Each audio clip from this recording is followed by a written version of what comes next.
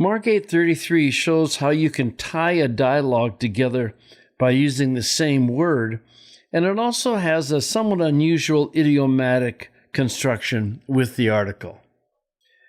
Hade epistrophes, kai idon tous mathetas autou, epitimesin petro, kai lege, hupaga opisomou satana, hati ou phrones, ta tu theou, Allah, ta ton anthropon.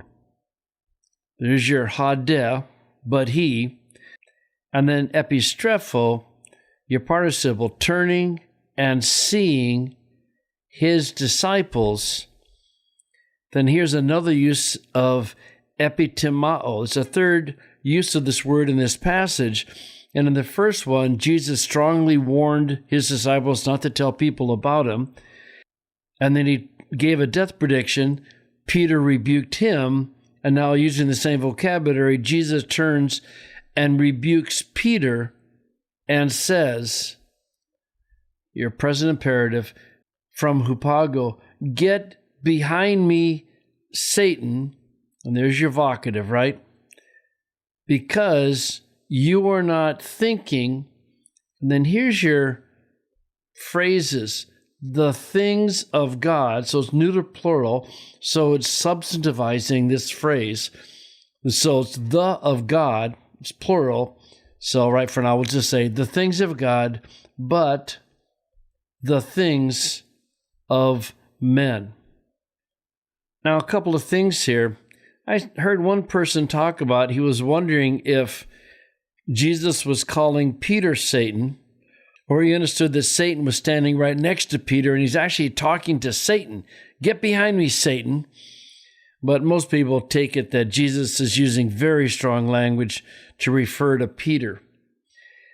Phroneo means to set your mind on something, to reflect on it, to be intent on something. It is not just a casual thought, but it's like, this is what you're dwelling on. And then you have this noun phrase with the article, neuter plural, the things of God, but the things of men. And it's very interesting to watch the translations handle this, because most don't want to say the things of God, and many don't want to say man here. In my translation, I went with thinking the thoughts of God. NASB is setting your mind on God's purposes.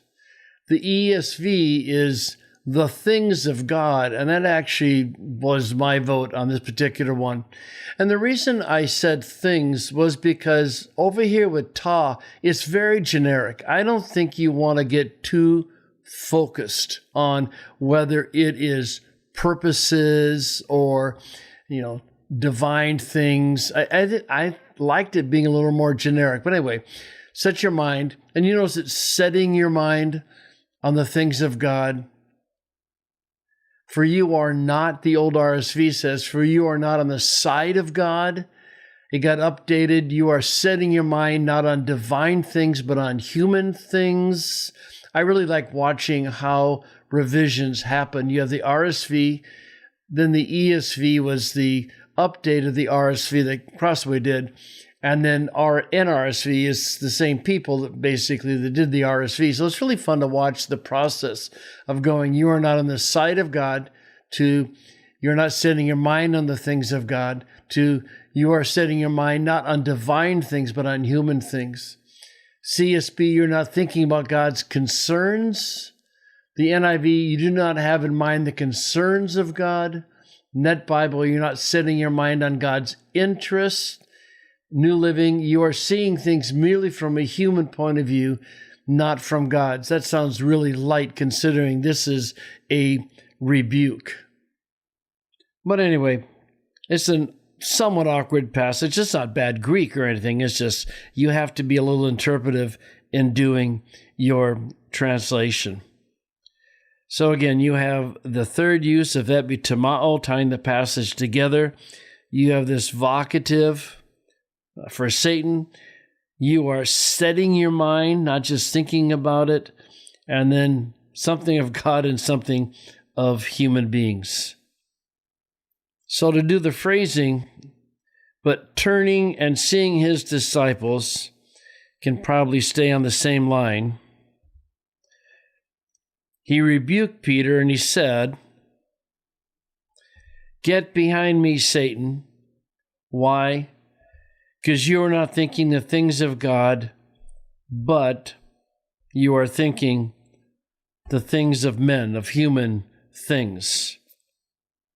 So I'm also going to make this its own line up here, because he not only turned, he wanted to make sure the other disciples were seeing what was going on, right? So this is pretty strong. So we'll move these things over, probably there. There. He rebuked Peter. What did he say in his rebuke? Get behind me, Satan. Why did he say that? Because you're not thinking, and I'm going to use a tab here because it really works out kind of nice. You are not thinking the things of God, but you are thinking the things of man. Again, you want to be really sure not to make it look like lines are parallel with each other when they're not. So I think maybe I'll go back here and bring these over to avoid any possible confusion. There you go.